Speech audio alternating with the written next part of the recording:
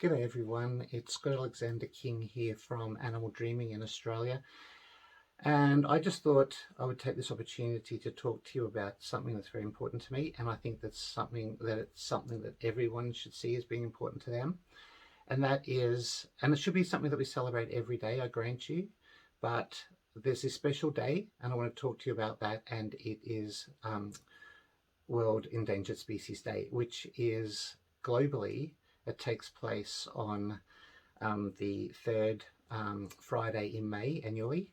Here in Australia, we have the National Endangered Species Day, which happens on September the 7th. And I guess that's really what I'm targeting here because although, it's important to look at this on a global scale, I'm Australian, and Australia does have this rather embarrassing fact. It's like this reputation that we are the the fourth worst country in the world for our endangered species count. I think that's heartbreaking. We have that our number of endangered species is that high that we are classified as the fourth worst culprit in the world for allowing that to happen, and that breaks my heart.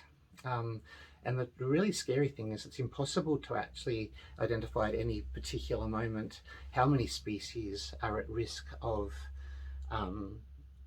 going extinct is the worst thing, the worry that I have. But it's the fact that they're threatened in the first place. I find that devastating. We just can't tell. It's impossible to determine when that is happening and how badly that is taking place. So I guess for us, it's more about just doing what we can do and being aware of what's happening and seeing this day as a day to help raise awareness to those facts, because one person can make a difference. One person can make a difference to the world. One man, woman, or child.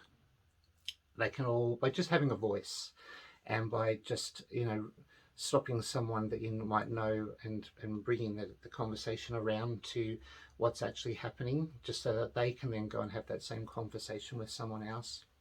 Maybe they'll share with two people, and those two people will share with three people. You just don't know, and that's what the hope is. But that's what that's something that we can all do, and I guess that's what I'm doing today, is having a chat to you.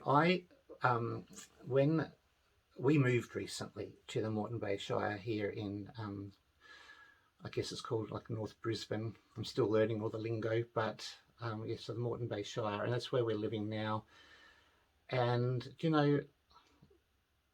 I had a bit of a search, had a bit of a look, because I'm not used to this area. I'm not used to the animals here, and I've got a list in front of me here that sort of gave me a bit of a shock as to how many of the species here I've written it here, North Brisbane, Queensland, and in our district alone, there are approximately, can you get this, 65 species currently listed as endangered, and I find that heartbreaking. So here's the breakdown. I haven't gone into every single species, but I've just given you the Australian humpback whale. Obviously, we just don't see the southern. Humpback dolphin is what I meant to say. The Australian humpback dolphin. We don't think about the dolphins and whales as being threatened like we used to, because we're seeing more numbers, we're seeing them improve, but they're still like we still have to be more vigilant. We have to be more aware. We have to raise more awareness, because of my list here says that the animals or the species that are endangered in this area alone: the Australian humpback dolphin, the southern right whale, and the dugong. And I find that heartbreaking. Because the dugong in my world represents the womb. It represents our journey into the world. The dolphin was the one who birthed us, if you like. She was the one who taught us how to take our first breath. Whereas the dugong, she represents the womb and the sacredness of the feminine creative force. And the whale, is one of the memory keepers, one of the record keepers of the planet. How on earth could we be so naive as to let such powerful teachers leave the planet, all because of our desire to expand and control and manipulate the environment to suit ourselves? I find that heartbreaking. So apart from those three star creatures, there's 9 I've written my list here, 9 mammalian species, which includes 2 different types of gliders and 2 different types of quolls, but in total 9 different species of mammal are threatened. There's these incredible gliders here, and they look like stuffed toys. Like, they're so cute. Big white, fluffy, incredibly big fluffy ears, the greater glider they're called. And I was heartbroken to think that they were once found right down the east coast of Australia, and now they're not. And although they're still seen here quite regularly, the numbers are dwindling. I just find that that's just wrong. 31 different bird species, including 2 types of honeyeaters, 3 types of parrots, 3 types of cockatoos, 3 types of plovers, 2 species of raptors, and 3 types of albatross. 31 bird species threatened in our area alone. 8 species of reptile. That includes 5 species of turtle, or 5 types of turtle. 8 amphibious species of frogs and toads, tree frogs, 4 species of butterfly, and a little humble swamp crayfish. They're all at risk in our area alone, just our area. So you can imagine if you were to do a search, and you'd be shocked at what animals are threatened in your species, in your neighbourhood, your neck of the woods, what species are threatened there, because you might be totally unaware that they were there in the first place. We need to be more aware. We need to start rebuilding that relationship with the natural world. We need to start taking action and responsibility for our actions. I don't know what else to say. I'm going to have a sip of my coffee. You know, the need for coffee, things like that. We've got to look at what we're doing and what we want as opposed to what we need, and seeing how those wants are influencing the planet around us. And, you know, I often say that I don't want my kids growing up in a world that doesn't have gorillas. Do you? I don't want my kids growing up in a world where, in order to understand how beautiful and powerful a tiger was, they've got to watch a documentary or look up pictures on the internet, because there's none left in the wild. And don't look at the zoos. A lot of those tigers in zoos aren't even pure. Like, they're hybrids, they're crossbreeds. They're not even true to their species. And, you know, they're there just purely, a lot of them are there in zoos these days. Not the big zoos, but necessarily, but a lot of little private zoos. They're just there for entertainment. They're there to remind man how powerful they are. You know what I mean? So, you know, when you look at what the world might look like if we allow these creatures, whether they be gorillas or whether they be a type of sugar ant, you know, like, who cares? They're all living, breathing things, and they all deserve a right to exist on this planet. Most of them were here before we were. If you look at it like that, you think, gosh, what the heck? So when we look at the consequences on a, you know, environmental or ecological sort of level for man, you think, when I say man, I mean humanity, because I think we have lost a lot of our humanity, so I have a difficulty referring to us as that. Humankind. You know, when you think about the consequences for us and what the world might look like or not look like if we allowed this, you know, these animals to be lost at the rate that we're losing them now. That's bad enough when you think of all that. You think about how it's going to affect the environment, how it's going to affect the other species, how that's going to affect them and their place in the world. Because you think, oh, you know, if we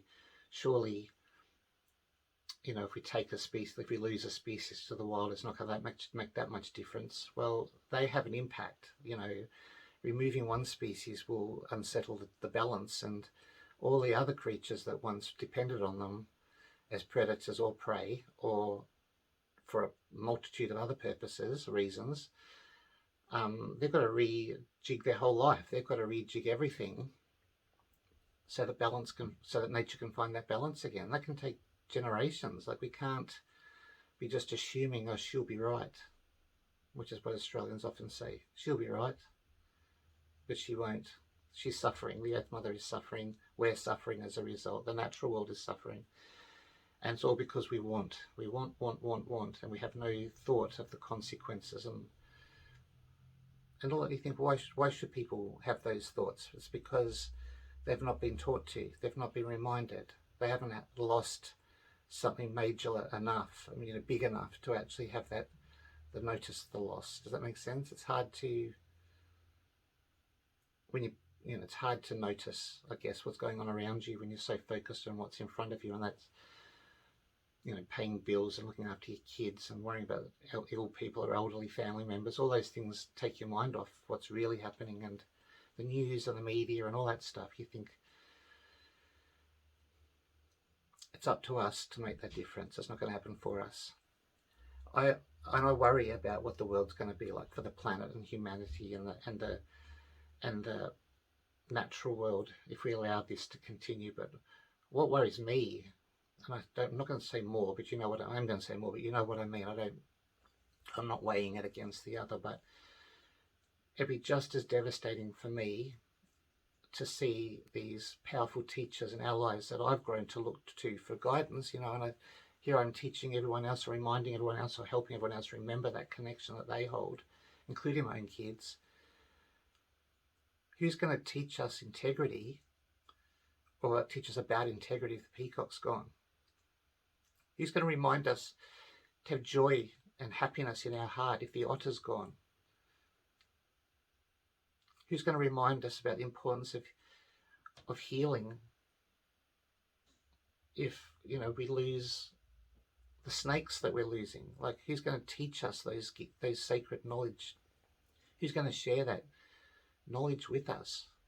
And if we do allow the gorillas to go, we're also letting go of an essence of ourselves.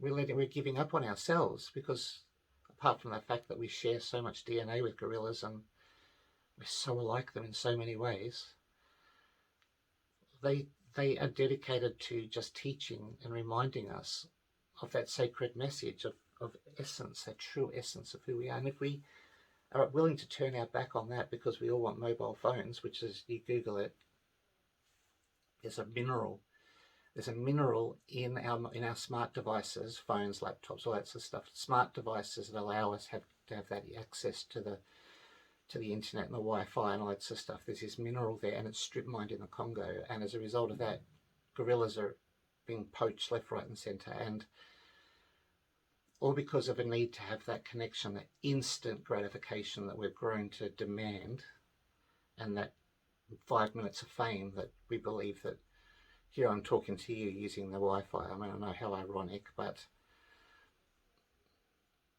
anyways, all because of that, we're willing to let the gorilla go so that some rich person can serve gorilla meat up in a restaurant to his rich clients.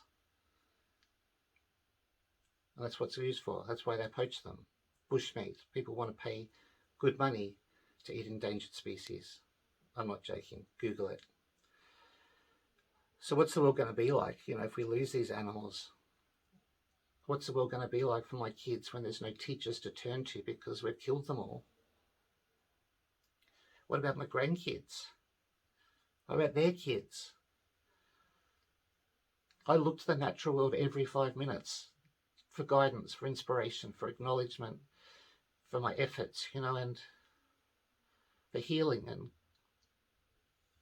it just really frightens me to think of the world. We're so willing to let these creatures go. Who are we going to turn to? Do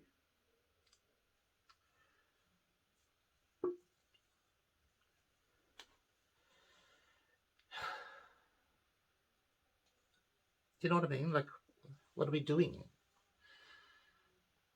All this stuff that's happening, we're all to blame. We are all to blame. And you can say, oh, I don't do anything. We all do. By just simply not speaking up and making changes in our own life, we're being complacent.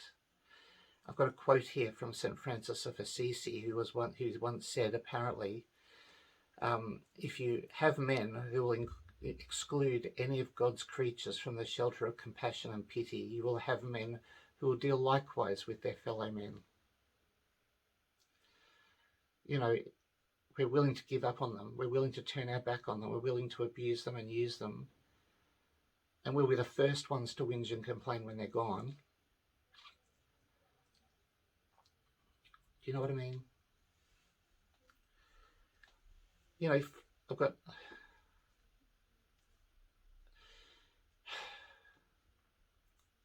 Think about this. Red panda speaks of compassion. And, you know, the red panda's the one who taught me that, you know, crying isn't weak. It's not a sign of weakness. It's a sign of passion and commitment. And so if we lose the animal that teaches us about compassion,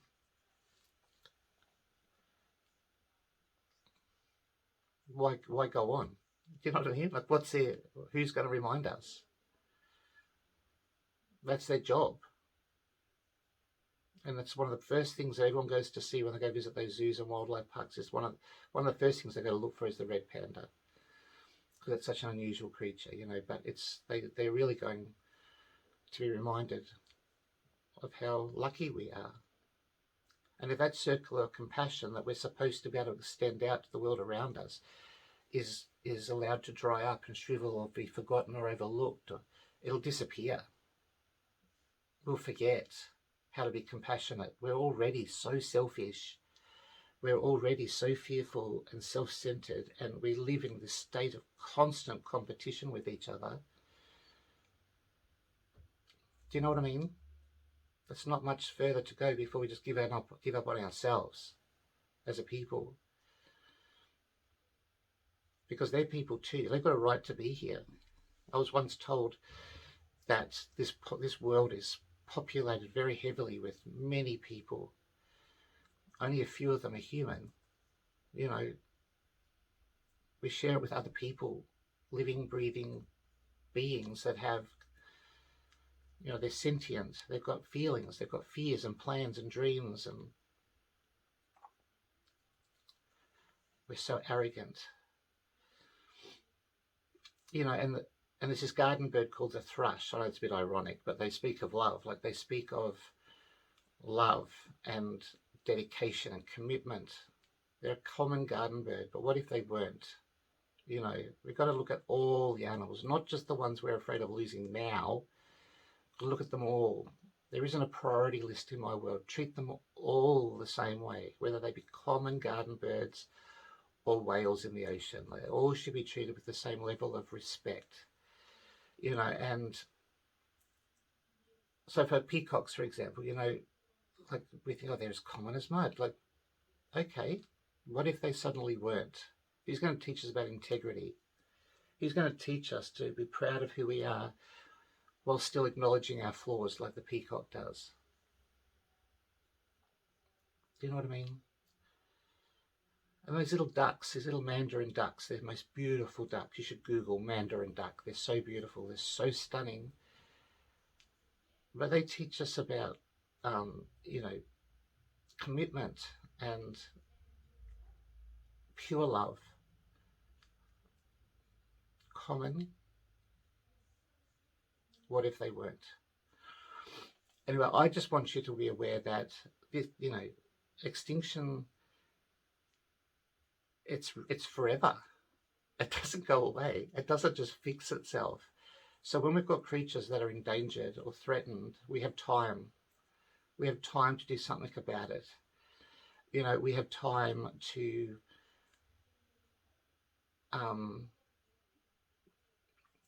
reassess and make changes to our lives so that we can save theirs. Okay, so, you know, you might be looking at this and thinking, oh, he's totally lost the plot. Like, the animals are just animals. They're here to serve us. That's what people think. They're here to provide for us and to serve us. They don't have a consciousness.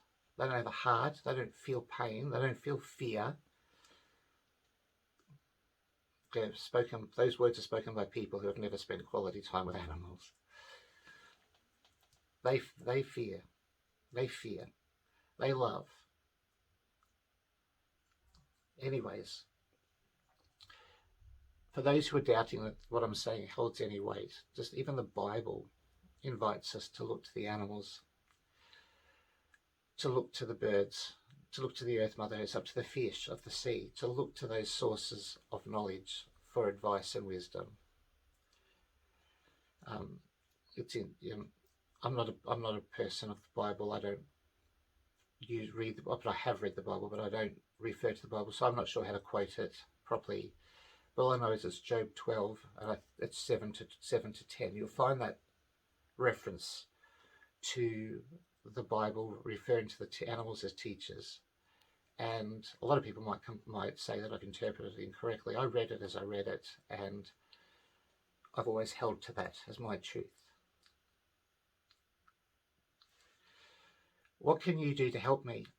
There are a few things that you can do to help make a difference to these animals and the way the endangered animals, and how we can save them, but also find a compassion that we might not have had before for all the animals, whether they've been endangered or not, because we're all endangered, all of us. This isn't a forever thing, this gig that we're doing now. And this gig is really all about, not so much how long we can survive the planet, but how much passion we put into working with it. Okay, so we're all endangered. The Earth Mother has cleansed house several times already. She's not scared to do it again, and I believe that's where we're heading. But until that day comes, we've all got things we can do to make a difference to the animals. Their existence is just as important as ours, after all. So one of the things I want you to think about is if you are looking for a fairy companion to share your life with, how about we just stick with the animals that we know enjoy that relationship just as much as we do? The dogs and cats and horses and other animals that have bonded with us just as much as we've bonded with them. Let's leave animals that were born in the forests and the wild and the oceans. Let's leave them there. Let's not bring them home and keep them as pets. Let's not have pet chimpanzees and pet mountain lions and pet tigers. Let's not do things like that. Let's not feed that market that relies on people's ignorance, but also their arrogance and their need to be important, or seen to be important, by having animals that I refer to as ego pets.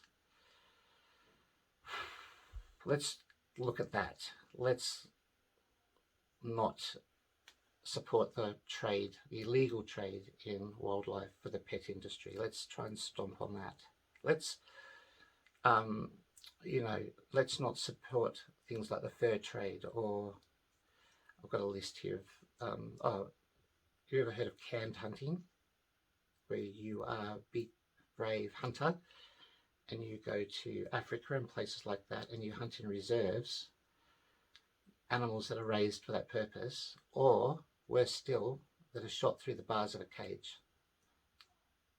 Canned hunting, Google it. You'll be shocked, horrified. Let's put a stop to all that. Let's put a stop to the trade in exotic animal parts. Swallowing a pill that's made out of rhino horn isn't going to make you any more virile as a man. It's not going to help a problem that probably is rooted in other, no pun intended, issues. And if you are desperate for that medicine, chew your own fingernails, because it's made out of the same stuff that rhino horn's made out of, keratin. Can you believe that? Let's put a stop to that sort of nonsense. I don't care if it's cultural, that's just nonsense to me. Like, everyone knows what that is. It's not, it's just not okay anymore. It's not okay anymore. It never was, but at least you could use ignorance back then, or folklore, or personal belief as your reason. You can't do that anymore. We're grown too much. We know too much now to be able to accept excuses like that. So let's also, I understand the attraction. I understand that, I've not seen one of them before, but let's try to avoid going to circuses and stuff, for example, that use animal acts. It's still not okay, but there's a difference between having ponies running in a circle, but when you add a monkey to the back of one of those ponies, or you get them to jump through firing hoops, that's not okay. Or when there's tigers and lions that are carted about in tiny little cages and are never allowed to run or stretch or be lions. That's a little bit of the past. We don't need to be doing that anymore. How about, so just be conscious of what you're doing. Like think, am I paying money to see these animals because they're going to entertain me? Or am I wanting to pay money to see these animals so that I can learn from them and learn about them? And yeah, I think there's a bit of a difference there. We can have that little chat with ourselves and monitor what's driving us. Do you know what I mean? We can do that. In your home, in your own home, I've got a list here of things. You can reuse what you can, recycle what you can't, and no matter what, try to reduce the output of anything that's going to contribute to things like landfill or the pollution of our waterways or the further infringement on bushland or wildlife home, the homes of the home plate, the territory, the environment of wildlife. Long way of putting it. Let's look at things that we're using in the home. How there may very well be a more natural alternative rather than a quick fix chemical or something that's going to be washed down the sink. And so many stories I could tell you about the consequences of having our oceans so filled with our rubbish and trash and garbage. But I think it'd be great if you could do some research and find out for yourself, because it's only then that it will really sink in. How about we do little things like placing bowls of water out for the birds and animals, so that when it's a hot day they've got somewhere to drink. The wild ones I'm talking about, little lizards and even the little mice and stuff that might be in your garden shed. They all deserve to have a good life, so you can make a difference by just looking after your own backyard and keeping that healthy for wildlife. That's a simple thing to do, because your backyard is rich. It's like a forest, a jungle of life. You've got no idea what enters through your property, no matter how small it is, even if it is just a balcony. You'll be surprised how many creatures come to that railing looking for a bowl of water or something to drink. You can make a difference for them. And who's to say that, if people have been doing that more in our area, we wouldn't have lost so many bird species anyway. So you can also, got on my list here, you can boycott companies that produce chemical-based products or that do not use materials that have been harvested in a sustainable way, or that create products that require animal testing, vivisection and similar research. We don't think about that. We don't think about, it's like we look at the product and think, oh yes, that's going to harm the environment. What about the process leading up to the product being made? We need to look at things like that and be aware of that. Yeah, and while it's important to feel beautiful, I just think there's probably products out there that can make people feel just as beautiful without needing to be tested on animals first. Okay, so, and this is a weird one. This is another little hint before I sign off for the day, but I just thought, in a bid to share the environment with the animals, we have to learn to live side by side with them. You know what I mean? So a lot of people feel that mice coming into their home is dirty or it's invasive and they shouldn't be there. or ants. I'm not saying it's great to live in a house with mice, keeping in mind I don't want that to happen for myself or my family either, but let's just be a little bit aware of what we're doing to rid ourselves of them. So even spiders, spiders come into our homes to eat the bugs. Maybe if we leave the spiders in the house, there wouldn't be so many bugs. What's wrong with having a few little cobwebs in the corners if it means that you don't have to use chemical sprays? All those sorts of things. Just think about all those sorts of things. I try to. I fail sometimes, but at least I make an effort, and I do make a big effort. So we can do simple things like that. But the trapping of mice and the trapping of different creatures, think about the other creatures that are going to be affected by that. So if you bait or put a mouse bait out or rat bait out to kill the mice or rats that are in your chook shed, just be aware that that poison doesn't kill them immediately. Like, it sits in their gut and it slowly turns things off so that they die. It doesn't just go, they just don't die. So in the process of that death, they may wander outside in the search for water because it makes them very thirsty. So that's why you'll often find them out in the garden, even though you put the bait in the house. They go out looking for water, and while in the process of looking for water, they get scooped up by an owl or a hawk or a cat or a raccoon. There's lots of different places that mice and rats appear. So, or a quoll, for example, or whatever it is, snake. And then you find that animal dead a couple of days later because they've experienced second-degree poisoning, where they've been poisoned by the food source that was poisoned. That makes sense? So instead of setting baits, maybe set humane traps that can capture these little guys, and then, even though I guess it's making the problem worse, you can dispose of them in a way that's more humane, or you can just re-release them. It's up to you. You don't have to put bait out to kill these creatures. You can trap them and remove them and rehome them or relocate them. I hope my chat has given you some thought. I hope it's given you something to chat to your friends about. I hope that you stop, even if it is just to stop and consider and have that conversation on September 7 here in Australia, and consider the animals that we're losing at a great rate in our own backyard. If you can make a difference for them, I'm sure the Earth Mother will thank you in ways that you can't imagine, because it's a giant circle, isn't it? It all goes around. What we do passes through and comes back to us eventually, and I hope that is true in this situation, because I couldn't bear the thought of a world with no animals. If you need to know more, do a little bit of research, and share what you find with others. Speak to you soon, guys. Thanks so much. If you want to know more about me, you can visit me at animaldreaming.com.